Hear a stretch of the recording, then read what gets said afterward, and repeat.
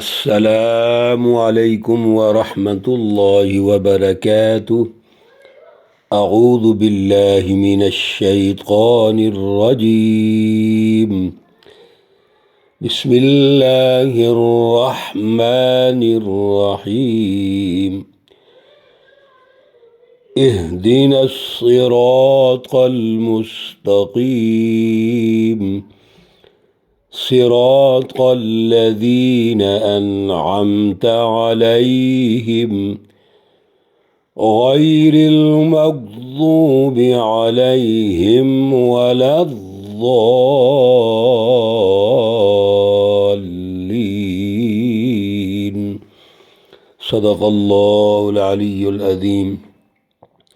اللہم صلی علی سیدنا ومولانا محمد النبی الأمی وعلى آلہ واصحابہ وبارک وسلم وصلی علیہ۔ معزز سامعین و سامعات، سورۃ الفاتحہ آیات مقدسہ 6 اور 7 ہیں۔ اللہ رب العزت ان آیات کا فہم اور شعور عطا فرمائیں اور عمل کی توفیق اور صلاحیت عطا فرمائیں۔ سورۃ الفاتحہ کا ایک حصہ ہم نے پہلے مکمل کیا تھا، آج دوسرا حصہ انشاءاللہ العزیز گزارش کر رہا ہوں۔ یہ جو پہلا حصہ ہے سورۃ الفاتحہ کا، یہ تعلیم مسئلہ یعنی اللہ سے سوال کرنے کا صحیح طریقہ بتایا گیا ہے۔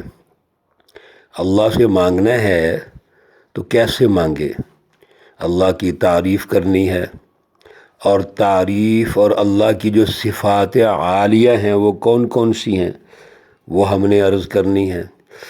پھر اللہ رب العزت کی بندگی اور غلامی کا اظہار ہے، یعنی اللہ سے ایک بندے کا جو تعلق اور ربط اور جوڑ ہے وہ یہاں واضح ہو گیا۔ اسی لیے حدیث قدسی ہے، رسول اللہ صلی اللہ علیہ وسلم نے ارشاد فرمایا کہ میرے اللہ فرماتے ہیں کہ یہ سورہ مقدسہ جو ہے یہ میرے اور میرے بندے کے درمیان آدھی آدھی تقسیم شدہ ہے۔ نصف صورت کا تعلق مجھ سے ہے اور نصف صورت کا تعلق میرے بندے سے ہے۔ جب بندہ کہتا ہے الحمدللہ رب العالمین تو اللہ رب العزت فرماتے ہیں میرے بندے نے میری حمد بیان کی۔ جب بندہ کہتا ہے الرحمن الرحیم تو اللہ فرماتے ہیں میرے بندے نے میری ثنا بیان کی۔ جب بندہ کہتا ہے مالک یوم الدین تو ارشاد الہی ہوتا ہے میرے بندے نے میری بزرگی بیان کی۔ اور جب بندہ کہتا ہے ایاک نعبد و ایاک نستعین تو اللہ رب العزت فرماتے ہیں یہ میرے اور میرے بندے کے درمیان ہے، میرا بندہ جو مانگے وہ اس کو ملے گا۔ اور جب بندہ صورت مکمل کرتا ہے تو اللہ رب العزت فرماتے ہیں صورت کا یہ حصہ خالص میرے بندے کے لیے ہے، اب بندہ جو سوال کرے وہ پورا ہوگا۔ اس لیے امام مسلم نے بھی ایک روایت کی ہے حضرت ابو ہریرہ رضی اللہ تعالی عنہ سے کہ سورہ فاتحہ کو ختم کرنے کے بعد آمین کہنا سنت ہے۔ آمین کا مطلب ہے اے اللہ میری دعا کو قبول فرما، تو فرشتے بھی ساتھ آمین کہتے ہیں اور اللہ بندے کی دعا کو قبول فرماتا ہے۔ میرے عزیزو، سورۃ الفاتحہ کے مختلف نام ہیں، مثلاً اس کا نام فاتحۃ الکتاب ہے، پھر اس کا نام الحمد ہے، ام القرآن ہے، السبع المثانی ہے، وافیہ اور کافیہ بھی ہے، کنز بھی ہے، شفاء، اساس، صلاۃ، یہ مختلف نام ہیں سورۃ الفاتحہ کے۔ تو پہلا جو حصہ ہے اس حصے میں اللہ کی تحمید و تقدیس بیان ہوئی۔ اب یہ گفتگو کر کے دوسرے حصے میں انسان اللہ سے مانگتا ہے۔ کیا مانگنا ہے؟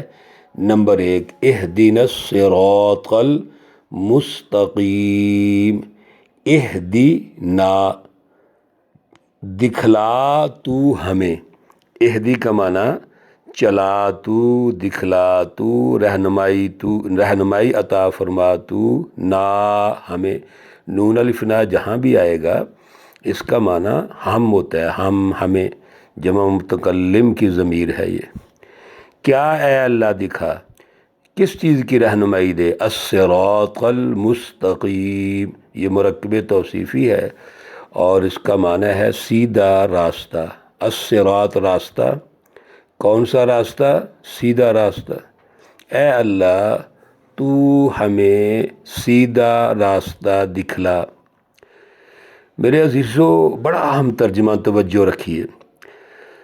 ایک تو یہ ڈیمانڈ کی اللہ سے، یعنی گزارش کی، ریکویسٹ کی کہ سیدھا راستہ دکھا۔ راستہ کون سا؟ سیدھا۔ اب سوال یہ پیدا ہوتا تھا کہ یہ سیدھا راستہ کیا ہے؟ اللہ نے ایک لائن میں مسئلہ حل فرما دیا۔ صراط الذین، ان لوگوں کا راستہ، انعمت علیہم، جن پر تو نے انعام کیا ہے، اپنا فضل کیا ہے، غیر المغضوب علیہم، نہ کہ، غیر کا معنی نہ کہ، ان لوگوں کا جن پر اللہ کا غضب نازل کیا گیا، ولا الضالین، اور نہ گمراہ لوگوں کا راستہ۔ میرے عزیزو، یہ جو صراط الذین انعمت علیہم ہے، اللہ نے خود اس کی وضاحت ارشاد فرمائی ہے کہ وہ انعام یافتہ لوگ کون کون سے ہیں؟ اولئک الذین انعم اللہ علیہم من النبیین والصدیقین والشہداء والصالحین۔ 4 قسم کے لوگ انعام یافتہ ہیں۔ انبیاء ہیں، صدیقین ہیں، شہداء ہیں اور صالحین ہیں۔ 5ویں پارے کی یہ آیت مقدسہ ہے۔ تو صراط الذین انعمت سے یہ واضح ہو گیا کہ راستہ ان لوگوں کا جن پر اللہ نے انعام کیا ہے وہ کون ہیں؟ وہ اللہ کے نبی ہیں، سچے اللہ کے نبی۔ پھر صدیقین، وہ سچی جماعتیں ہیں جو انبیاء کے ساتھ رہیں۔ شہداء، جو اللہ کے راستے میں قربانیاں دیتے رہیں۔ اور صالحین بھی وہی لوگ ہیں جنہوں نے اس سچی رہنمائی کو قبول کر کے قربانی دی ہے۔ ان کی تھوڑی تھوڑی وضاحت تو ہے، لیکن چونکہ وقت مختصر ہے، یہ 4 نام آپ یاد کر لیجئے، اور آیت مقدسہ جو 5ویں پارے کی میں نے گزارش کی ہے وہ آپ یاد کر لیجئے۔ تو یہ 4 قسم کے لوگ ہیں انعام یافتہ۔ اب سوال یہ پیدا ہو رہا تھا کہ وہ کون سے طبقے ہیں جن پر اللہ کا انعام نہیں ہے؟ اللہ نے خود ارشاد فرما دیا کہ ایک طبقہ تو وہ ہے جن پر اللہ کا غضب ہوا ہے، اللہ کا غضب اور غصہ نازل ہوا ہے۔ یہ کون سا لوگ طبقہ ہے جو مغضوب علیہ ہے؟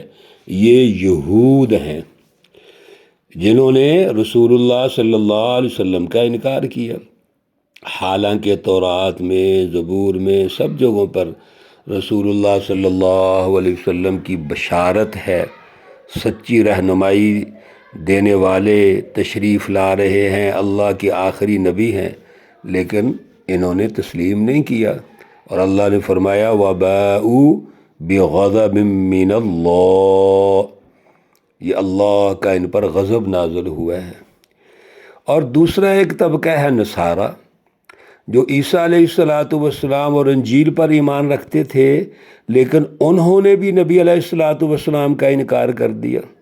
چنانچہ 6 پارے میں اللہ رب العزت فرماتے ہیں قَدْ ضَلُّوا مِن قَبْلُ وَأَضَلُّوا كَثِيرًا، سیدھی راست کو ترک کرنے کی جو انہوں نے راستہ اختیار کیا اس یعنی گمراہی کے راستے کو اختیار کر لیا اور سیدھے راستے کا انکار کر دیا۔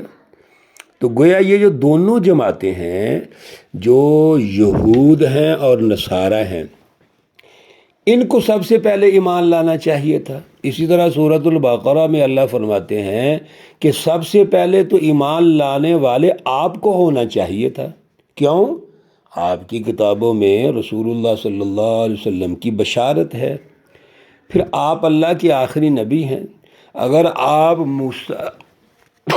موسیٰ علیہ السلام کو مانتے ہو، عیسیٰ علیہ السلام کو اللہ کا نبی مانتے ہو، تو انہوں نے تو خود کہا ہے جی ہمارے بعد آئیں گے۔ کون آئیں گے؟ من بعد اسمہ احمد، جس کا نام احمد ہوگا، اور یہ وارث ہوں گے اللہ کے نبیوں کے۔ اور کلام مقدس قرآن پاک اللہ نے وحی نازل فرمائی، جیسے پہلی 3 کتابیں ہیں، اسی طرح کلام مقدس کو نازل فرمایا ہے۔ تو پھر ان کو تو انکار نہیں کرنا چاہیے تھا نا۔ اگر انہوں نے انکار کیا ہے تو اس کا مطلب ہے کہ ان پر اللہ ناراض ہیں، یہ گمراہ ہیں۔ یہود و نصارہ دونوں گمراہ ہیں۔ میرے عزیزو، آگے اللہ رب العزت مختلف جگہوں پر ان کے بارے میں ہمیں تربیت فرمائیں گے کہ یہ یہود و نصارہ، یہ صہیونی قوتیں جتنی بھی ہیں، یہ اب دین اسلام کی بھی دشمن ہیں، انسانیت کی بھی دشمن ہیں۔ آج بھی اگر دنیا کا آپ انالیسز کریں گے تو دنیا کے اندر سب سے زیادہ خطرناک سسٹم ظالمانہ جنہوں نے قائم کیے، جنہوں نے انسانی وسائل پر قبضہ کیا، انسانی حقوق کو پامال کیا ہے، وہ کون ہے؟ یہ امریکہ ہے، یہ یورپ ہے، یہ اسرائیل ہے، یہ سارا اتحادی بلاک صہیونی طاقتیں ہیں۔ یہ یہود و نصارہ ملے ہوئے ہیں۔ بعض لوگ صرف یہودیوں کی بات کرتے ہیں اور اللہ رب العزت دونوں کی بات کرتے ہیں۔ جہاں بھی اللہ نے فرمایا دونوں کا تعارف کروایا، جہاں فرمایا کہ ان سے دوستی مت کرو تو فرمایا لا تتخذوا اليہود والنصارى اولیاء۔ تو جب اللہ نص قطعی سے ہمیں ثابت ہو گیا، اللہ کا ارشاد ہے یہ دونوں ایک ہی ہیں، تو ان کو صہیونی طاقتیں کہو۔ یہ جس عنوان سے بھی آئیں گے ایک ہی ہیں یہ، اور اسلام کے دشمن، انسانیت کے دشمن، ان پر اللہ کا غضب ہے، یہ گمراہ ہیں۔ اس سے بڑی بات ہو سکتی ہے کہ اللہ نے گمراہ قرار دے دیا اور ان پر غضب نازل کر دیا۔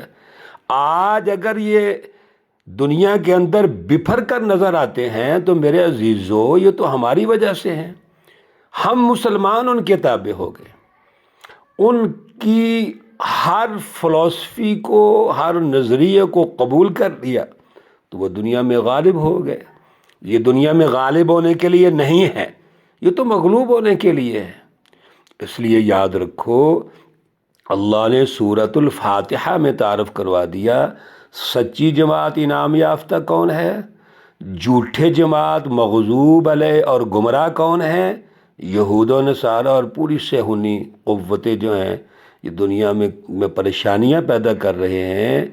یہ دشمن انسانیت بھی ہیں، دشمن اسلام بھی ہیں، اللہ کے بھی دشمن ہے، یاد رکھیے میرے عزیزو۔ سورۃ الفاتحہ بڑی اہم، اور میں نے شروع میں جو دروس گزارش کیے تھے وہاں یہی کہا تھا کہ غور و فکر کرو۔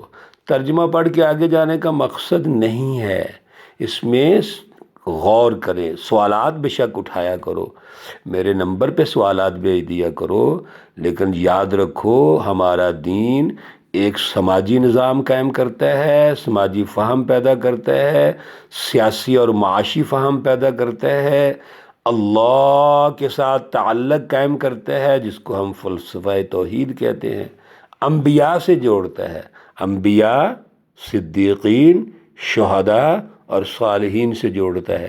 اللہ ہمیں توفیق اور صلاحیت عطا فرمائے۔ اللہ رب العزت تمام بیماروں کو شفائے کاملہ عاجلہ مستمرہ عطا فرمائے۔ اللہ رب العزت تمام مرحومین و مرحومات کو جنت الفردوس میں اعلیٰ مقام عطا فرمائے۔ ربنا تقبل منا إنك أنت السميع العليم وتب علينا إنك أنت التواب الرحيم وصلى الله تعالى على النبي الأمي محمد وعلى آله وأصحابه أجمعين برحمتك يا أرحم الراحمين. السلام عليكم ورحمة الله وبركاته.